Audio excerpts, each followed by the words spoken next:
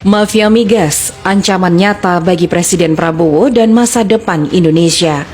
Catatan Nyoman Sarjana, pekerja media. Ini bukan sekedar teori konspirasi, ini kenyataan yang mengancam negara. Mafia migas bukan sekadar kelompok biasa. Mereka memiliki kekuatan di atas hukum, kekayaan yang melebihi negara, dan pengaruh besar dalam pemerintahan. Setiap tahun, Indonesia kehilangan triliunan rupiah akibat ulah mereka.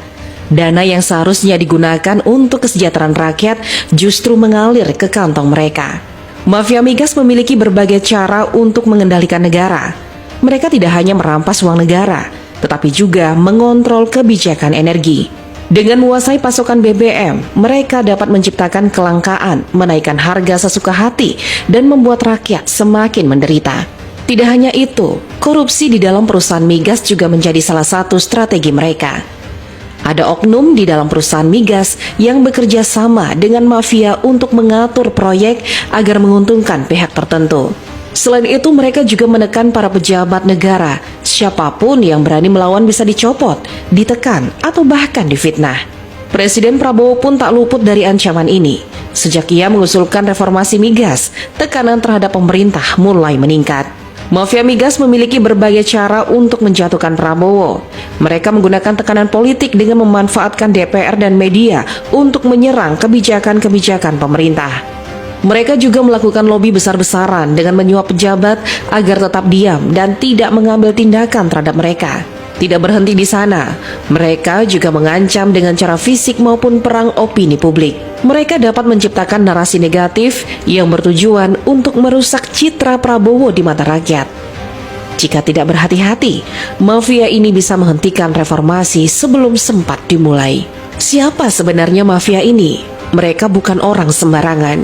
Mereka terdiri dari konglomerat minyak, oknum pejabat, serta pihak-pihak yang memiliki hubungan erat dengan politikus dan aparat hukum. Jaringan mereka telah berakar sejak era Orde Baru dan bahkan memiliki koneksi internasional yang semakin memperkuat posisi mereka. Namun pemerintah masih memiliki kesempatan untuk mengalahkan mereka. Salah satu langkah penting adalah melakukan operasi intelijen dan infiltrasi untuk mengungkap seluruh jaringan mafia migas, baik yang ada di dalam negeri maupun yang terhubung dengan kepentingan luar negeri. Dengan bukti yang kuat, pemerintah dapat menangkap para aktor utama yang selama ini bersembunyi di balik kekuasaan dan jaringan bisnisnya.